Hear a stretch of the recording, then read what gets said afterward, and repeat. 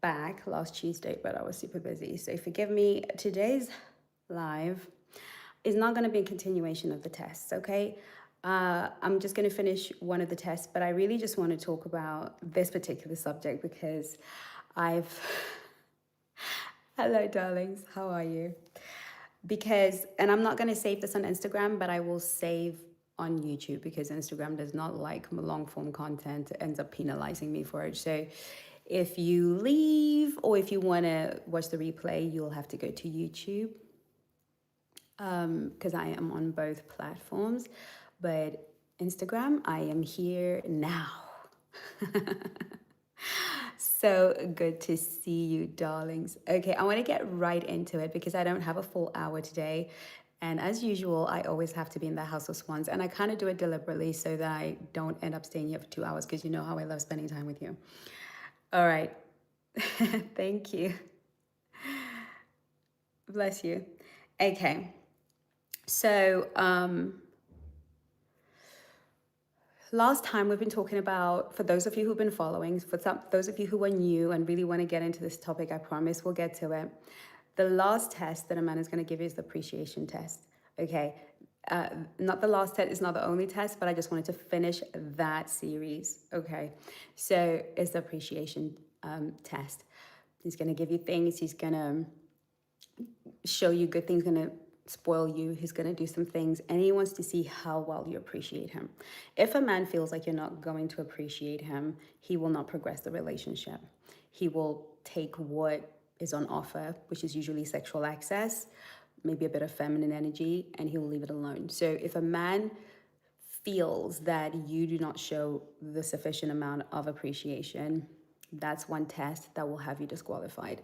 So for the rest of the test, watch all my other lives on YouTube because I will leave the lives that are on Instagram up, okay, until I'll just leave them up. But all future lives will be saved on YouTube. So go to YouTube.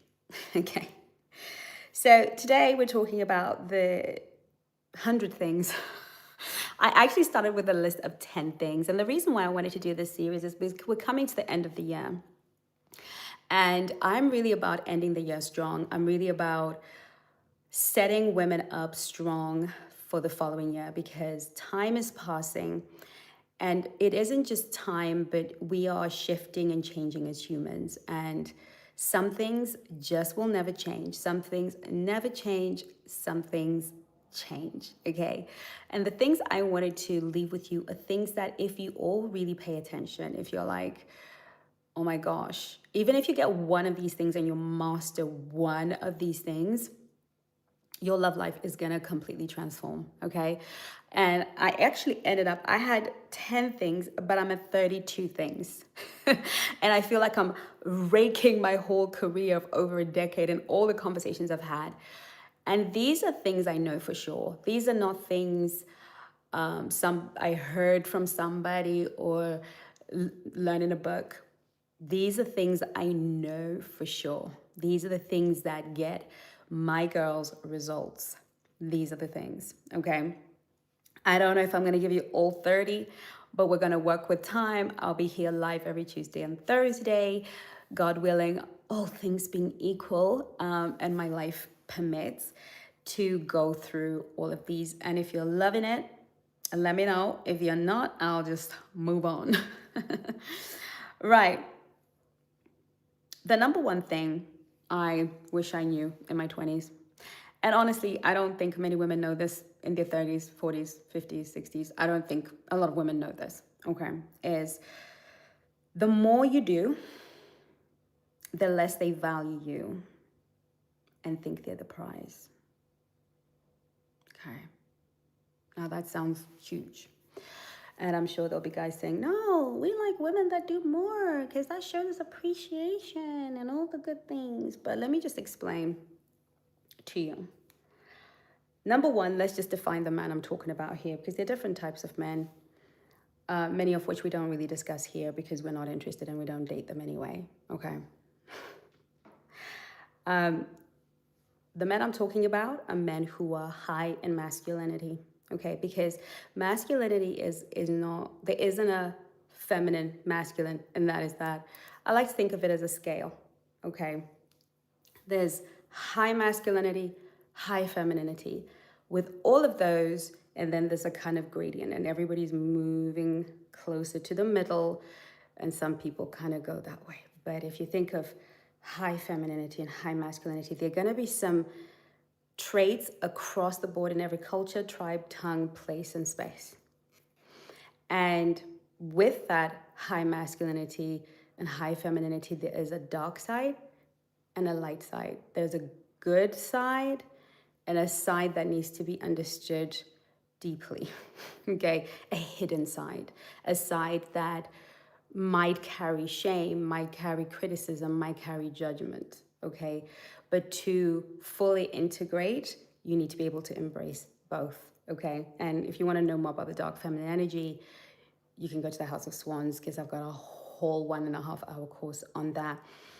But men also have a dark masculine energy that is often shamed, etc., etc. But we're talking about the healthy, full masculine who is more high masculine.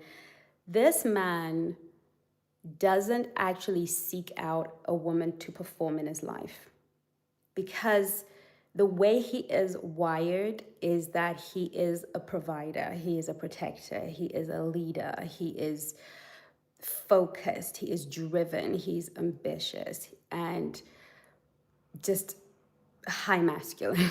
Okay, men like that are not looking for women who will help them out with the bills. They're not looking for a woman who's just gonna prove things to him. They're not interested, because masculine men who are in the high masculine, because again, masculinity is like on a gradient, okay? A man can be masculine and nearing more to feminine, so he's gonna have a few more feminine traits in there. You know, the guy that's like, oh no, but you should help a man to pay the bills. He's not wrong, he's just not in high masculine. That's just not, he's more the feminine guy. He's still masculine. He might still be a leader. He might still be hardworking. He might still be all of these things. But there is a belief in him deeply that a woman has to also show him that she cares about him or loves him by demonstrating a bit more of her masculine. And I've had this conversation a million times, so you can go and have a look at some of my other lives, or, you know, I'm all over the internet, so you can go and find that on YouTube.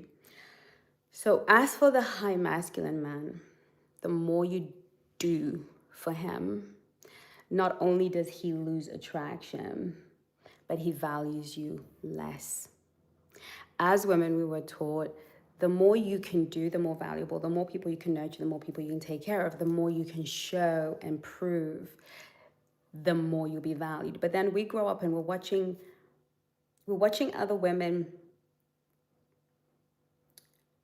stay at home and get taken care of and have all their needs met, and we're like, hang on, she's not doing all the things I'm doing. She's not running around helter-skelter. She's not out here showing and proving. She's not out here performing, mothering, and doing all the things we were told to do. Why does she get that level of provision? Why does she get to meet a man who just wants to take care of her? Like, no stories asked, no, no drama, no long story, no long podcast debates about Ushipai. Like, what has she got that I don't, especially when I do so much? Okay. It's because the high masculine man is not looking for a doer. He's the doer. Masculine energy is doing energy. It's productive energy. It's penetrating energy. It's focused energy. It does. To the extent a man does is to the extent that he's masculine. To the extent a woman does is to the extent that she's masculine. Okay, so when you are in doing energy as a woman all the time, then you're all the time in your masculine. And yes, mothering is masculine energy. Mothers organize, focus, direct, lead. The mothering aspect is masculine. the nurturing aspect is feminine. Okay, so whatever we are doing, we are in our masculine.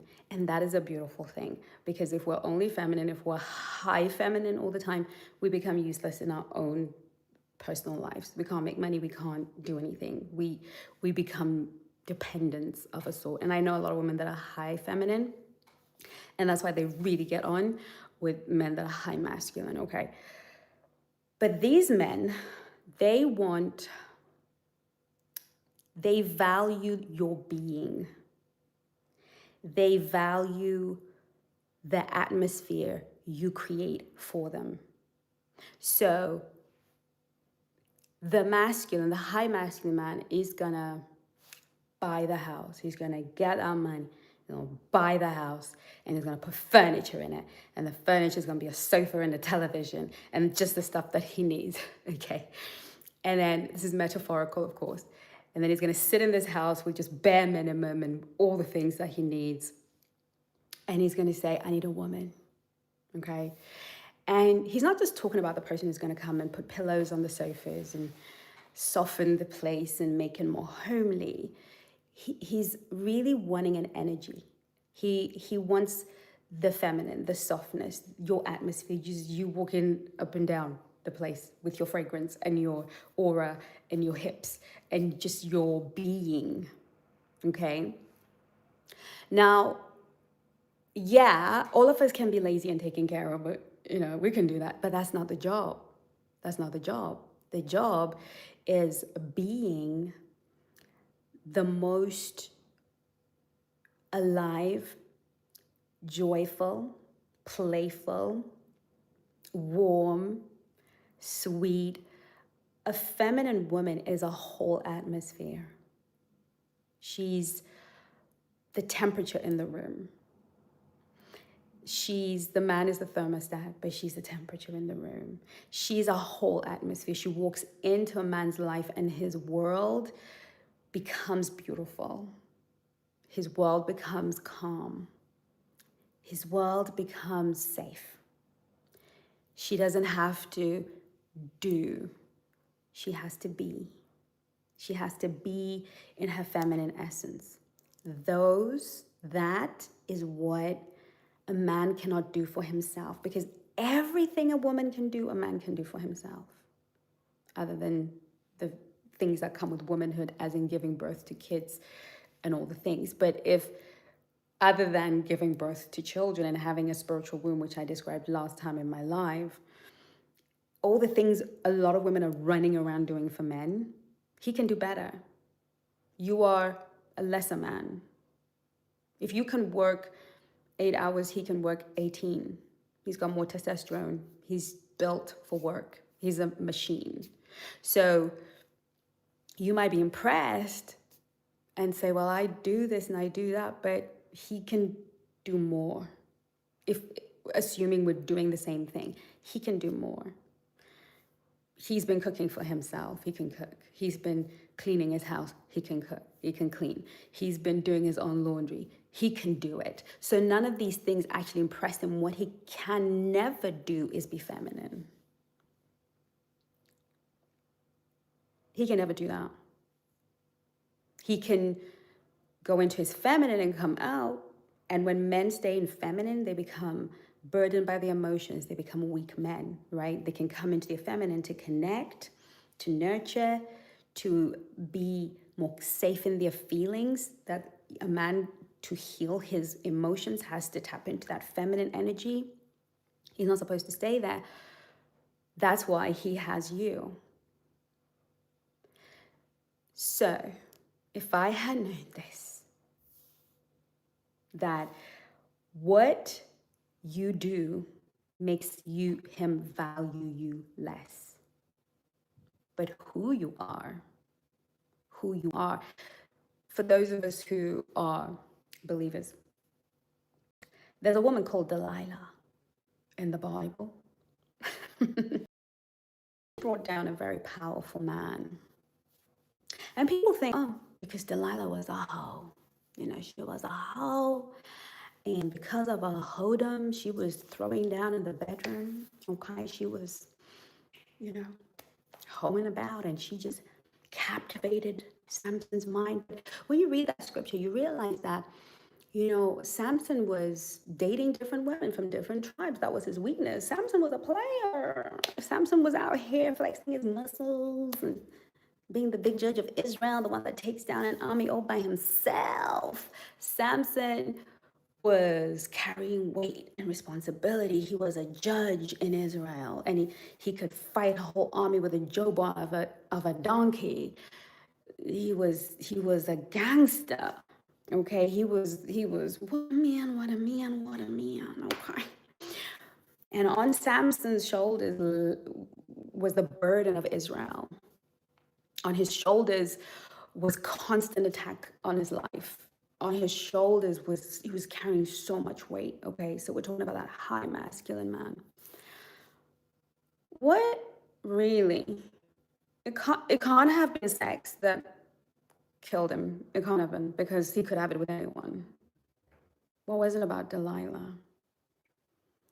Well, the scriptures tell us, and you have to pay attention. You got to pay attention. Okay. The Bible tells us that Delilah gave him a place to rest his head. A word to the wise is sufficient.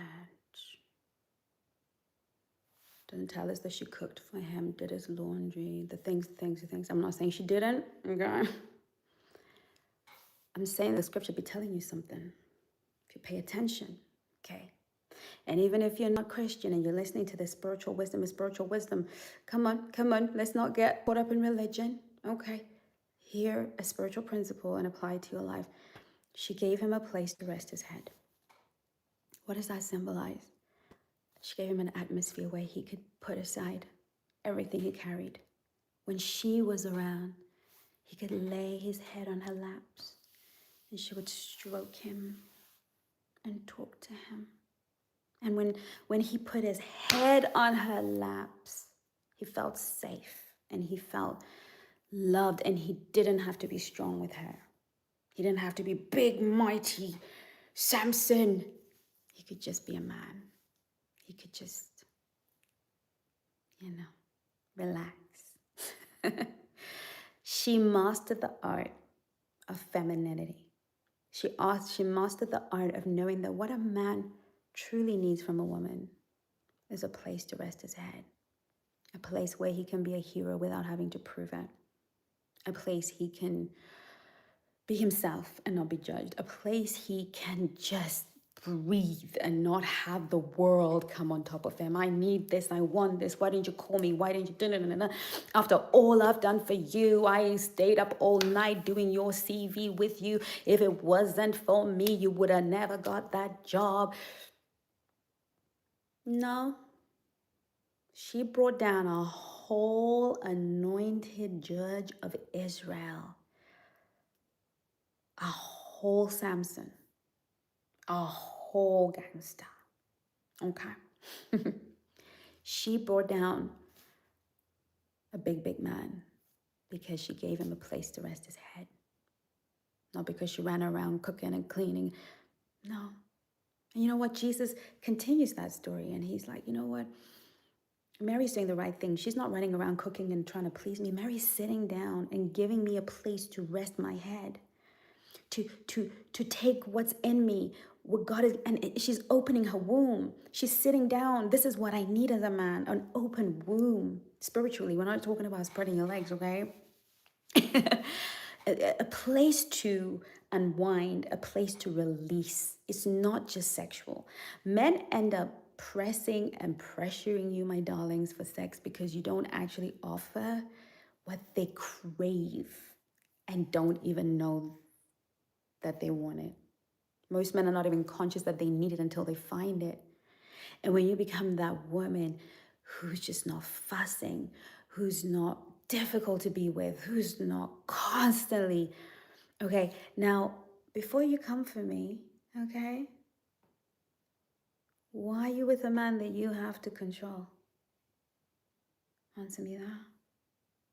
Why are you with a man you don't respect enough to know that he's got this? Why? Why are you with that guy? A feminine woman never, ever, ever gives her femininity to a weak man. She gives it to a strong man, to a man she respects, a man she honors, a man she admires. If you are dating men you do not admire, men you don't respect, men whose opinions you don't care for, then why would you give a lazy man a place to rest his head? He's already resting his head all day. Why are you giving a man who wants to date broke a place to be relaxed? There are no rewards for lazy men. You give a man who works hard, who shows up, provides that security, provides that safety. You give him a place to rest his head. That's the exchange. A feminine woman doesn't give herself to a lazy man. You're up before him. you, I don't care if he's chasing a dream. He can chase the dream while he does a job he hates. What are we doing here? Women who do for men what men can do for themselves and don't do for men what men can't do for themselves always get valued less. They always end up watching other women getting spoiled rotten. They always end up watching other women have it easy, because what we were taught as modern women is that men want a woman who proves herself and has a career and has a job and has a this. You know, a masculine man doesn't really care about your career because he has no intention of, he cares about the career to the extent that it makes you joyful. He cares about your career to the extent that it gives you purpose and it makes you happy. But he doesn't calculate your money into his leadership. Like, he doesn't sit there and think, oh, okay, so, you know, Chengi's money, when I put her money with my money, then we can do A. That's not how he thinks of the world. He thinks of the world as, I am doing this and I need a helper. Okay? That doesn't mean, girls, it doesn't mean that in marriage, listen very, very carefully. In marriage, helping your husband means helping your husband. If you have to carry the load financially for a season, you carry it. I don't want to hear it, because you married that man. And I'm hoping that you married him because he was a man who showed himself to be competent, capable, worthy. And he may be going through a really rough spot. I have a client who married a guy who was just like, had it all, took on 4 holidays, 5, whenever she wanted to go, lived in a penthouse, the work, spoiled the living daylights out of her. I was very happy for her because she had not had that before. You know, the Black Swan life, what can I say? By the way, go join House of Swans. There's a free membership for you. Anyhow, she married him and they've been married, they've been traveling. He's just such a great guy. I love him. Love him for her. I love the Black Swan men that marry my girls. I love them. And he just had something happen to his business. You know, one of his workers, one of the people he trusted, did all kind of diabolical things, which I'm not going to share. And he found himself needing to recover and drive an Uber. And he works his butt off day and night to make sure that she still doesn't have to carry the weight, even though she far out earns him now. Because she had her own money anyway. It just wasn't, for him, a consideration. And that happens.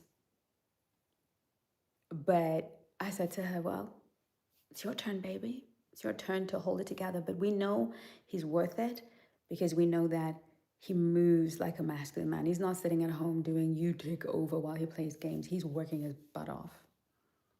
Okay? And he's your husband. And by the way, for those of us who are delusional, marriage attracts attack. Okay? Once you get married and you say, I do, you're actually signing up to a series of spiritual warfare. I know. We all want to think it's going to be like our little Disney princess movie, but the foundations will be tested of that marriage. Hearts will be exposed. And she has made me so proud. She has made me so proud. And I have no doubt that they're back on top in a minute. And they're going to be back on top. She has held everything together, taken care of herself, nurtured herself, and allowed him to nurture her and honored him through it, because that's marriage. Okay, once we say I do and we say those vows for better or for worse, if you're not built for worse, don't get married. Because if it wasn't that, it may have been a sickness. It may have been something else. Okay? But we're talking about the dating aspect. She didn't decide to marry him anyway when he got broke.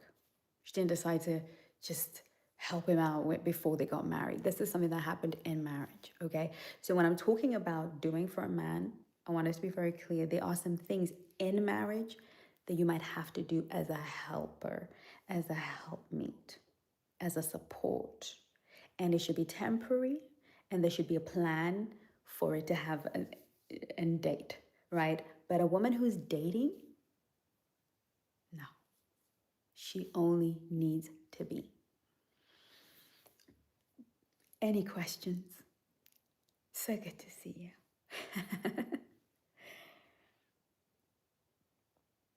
The second one is pretty much, I think, something I've covered in the first one. A man doesn't value performance. They value presence. And I think I spoke on that a little bit. So it's not your performance, it's your presence. A lot of us were not taught to have a presence that's delightful. And in the House of Swans, we all had a bit of a giggle because I was play acting. I was the guy and the girl, because I wanted to show them what delightful looks like practically. We were never taught how to be delightful. We were taught how to work hard, survive men, make our money, be careful of these men, they're gonna do all kind of things. We were never taught how to be delightful, to have a presence. And I hope that that's what you're learning here. You are enough. The woman, when she came complete. Every other thing, I need to become more feminine, that's a distortion. But you were complete. You were complete. You came as the perfect atmosphere, the perfect temperature, the perfect everything, and all you had to do was maintain it. But we were told to come down the mountain. A man, he comes needing to prove. He comes needing to work and prove himself in the world and distinguish himself in the world and penetrate the world in order to have value, in order to be seen, in order to be chosen. It is the burden of being a man. But a woman, she's born already. She has one job: to stay that way, to stay beautiful, to stay feminine, to stay joyful. And of course, she comes into a broken world that kind of breaks her, etc. But we're just talking about principles. Third thing I wish I knew about men when I was in my 20s, 30s, and whatever, okay, is that prioritizing yourself makes you his priority. Right? We think, and we were taught subconsciously, unconsciously, by Hollywood or whatever, that if you prioritize a man, if you make him your first and only priority, and you show him how much he matters to you, and you make him top priority on your list, that he will prioritize you, that he's going to say, you know what, Chengi prioritizes me, and the right thing for me to do is prioritize her, right? So we went around and were nice girls, okay? I got 2 courses on being nice girls. It's called the Nice Girl Rehab Part 1. Well, it's Nice Girl Rehab and Nice Girl Rehab Reloaded. And they're all in the House of Swans as part of your evolution, your growth, and your healing. Okay. Nice girl comes from the belief that when you prioritize others, they will prioritize you. When you prioritize a man, he'll prioritize you. If you prioritize a man, he will see you as a lesser priority. Because the high masculine man builds attraction through pursuit. And women don't get this because they think playing hard to get is what it looks like to prioritize yourself. But prioritizing yourself is doing what is going to keep you in your most feminine at all times, as much as possible. Okay? Prioritizing yourself is not about being a selfish, self-centered cow.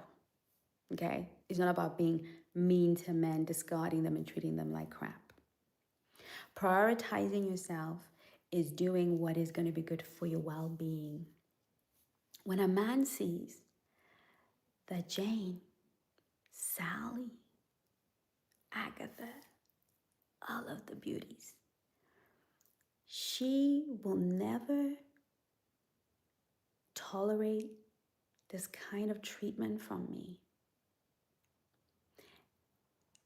he will start to prioritize better treatment. Because he knows, without you yabbering, okay, we've had this conversation before, he knows that the moment I mistreat her, deprioritize her, act the fool, she will do what's best for her. And that will always be walking away and finding and presenting herself to the person who will see her as a priority. What that means is that she will think to herself, I've had a really hard day today, and I have a date with James tonight, but I am so tired and I'm so cranky. The duckling, or the little chicken, is going to say to herself, you know, I'm just going to prioritize. I don't want to let him down. I don't want to disappoint him. I'm going to prioritize him. And she's going to come home and she's going to get into the shower and she's going to put some makeup on and put those heels on because she is prioritizing him and not the fact that her body is telling her, girl, you're tired. And she's going to go on this date and she's going to be short with him and she's going to be irritable and she's going to have an attitude because she's tired, but she's prioritizing him. Okay? And then eventually he's like, I don't like her. She's moody. I'm out. Okay? I'm out of here. But I was prioritizing you. I didn't even want to come out. After all I did for that man, I'd come home from work, I'd be tired, but I would still go. But when it's his turn, he can just cancel on me like that, you know? And I have to just take it and be gracious. Huh? What was that about?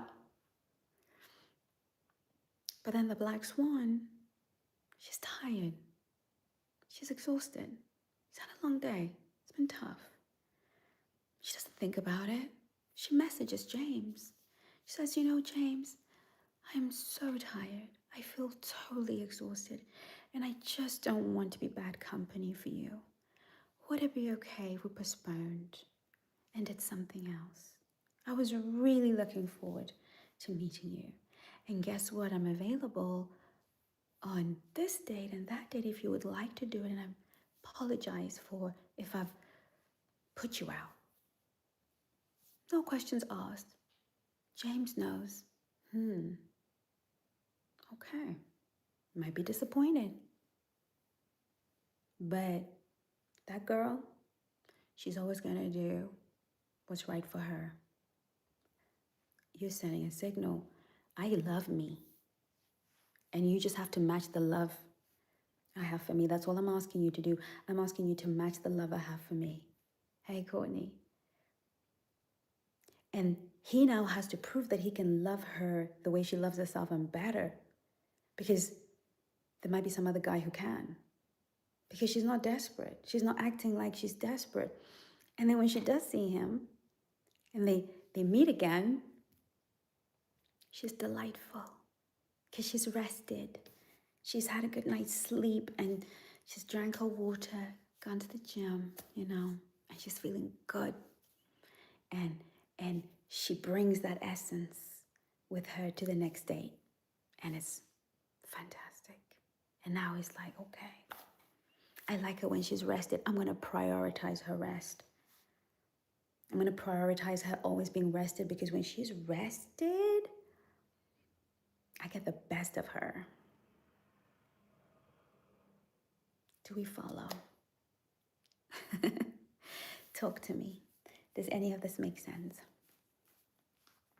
Because I gotta go, and I've got 30 something more to go. So if you want to learn those, let me know. Talk back to me. Do you want to learn more? Do you have a question before I go? I can probably take one question before I leave you. Because I gotta be in House of Swans. I gotta be in House of Swans answering questions. Thank you, Agatha. 100%. More? You want more? Yes. Good. This is giving me feedback is a gift. Because I want you to get into 2026 ready to win in the game of love. I want you to get this. Hey, Rachel. Natasha says more, please. Yes, please. How to get a shy man to talk to you. No man is that shy. I love that question because we always get gotten, right? We always think he's shy. No man's that shy. Are men shy? Yes, there are men that are shy. There are men that struggle with anxiety. And sometimes it's crippling for them, okay? So first and foremost, if you give that man an opportunity, okay, as shy as he is, okay, you signal him, right? So works in the local shop. Perfect. You go to the local shop. You go there frequently. And when you see him, you talk about a product or can you help me with something? Okay. You've given him an opportunity. You're inviting him to talk to you. If he still does not make a move, exactly. Say yes to heaven said, I've had a really shy guy ask me out. He was shaking. 100%. No man is that shy. When a man sees what he likes and he's available, because it might be that he's just not available. He might have a girlfriend. Okay?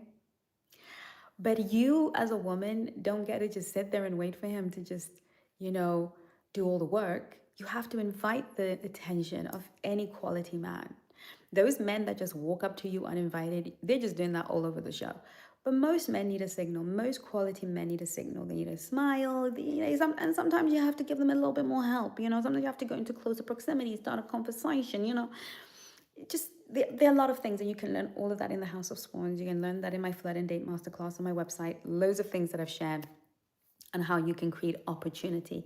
Because as women, we can't just expect a man to just walk up to us with our, resting bee face, right? So we can create opportunity. But I have a friend of mine, she's with an amazing guy.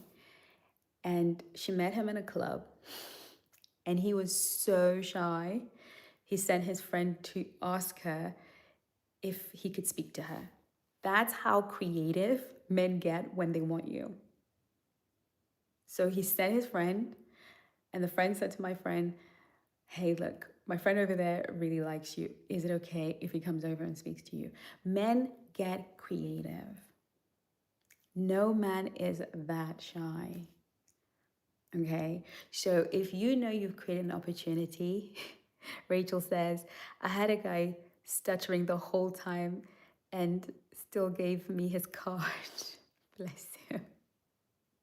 That is so cool. I do like a shy. A shy guy is just so cute, isn't he?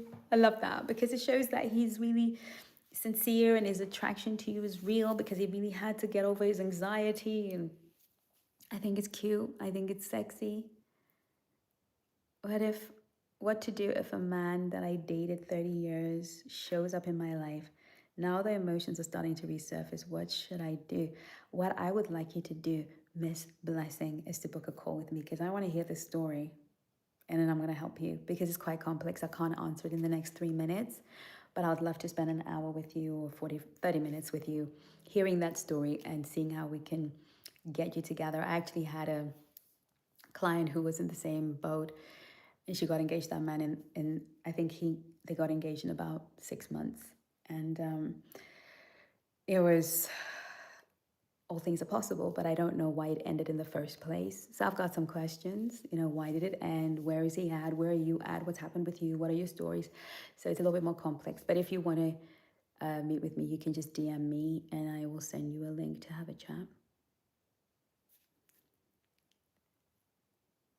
Okay, he put more effort in the beginning, now not so much. What do I do?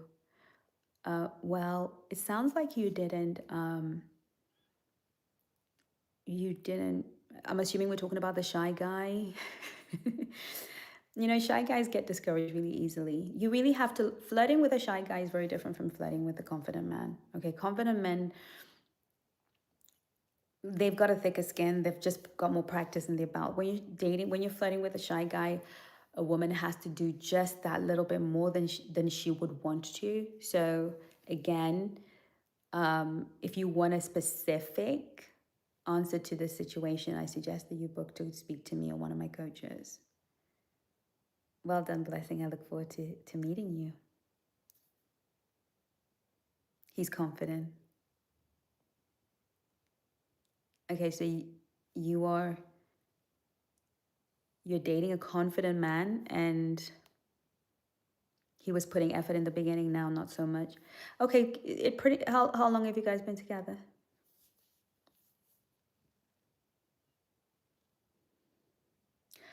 Are you a couple? Typically, I've got a minute, so I gotta go real quick to the House of Swans. Typically, when a man shifts, there's always a shift. Always. I've got a video on my YouTube channel navigating the shifts. Okay, relationships go through shifts, and power dynamics shift. Right. The longer you are with a man, if you don't date right and you don't know how to set contracts, etc., yeah, that makes sense. Men will always switch once they have the power dynamic in their favor. Okay. And I have a course that I actually need to, it was in the House of Swans, it's not there anymore. But I talk about power, how men think about power within the context of relationships. It's a fantastic course. I'm going to see if I can have that put in the House of Swans at some point, but that is fantastic. Yeah. So I actually wanted to do another one on money. It was power, sex, and money, and I did power and I did sex. But we took it out of the House of Swans. So I'm going to see if we can integrate it. But we really need to understand power dynamics in relationships. Okay, that's really handy. So those of you watching on Instagram, unfortunately, I won't save this live. So please see me on YouTube. On my YouTube channel, Black Swan Relationship Academy, you will see the whole thing saved on there and you can watch it back. All right, love you. Bye. Let's say goodbye to Insta first. And let's say goodbye to YouTube.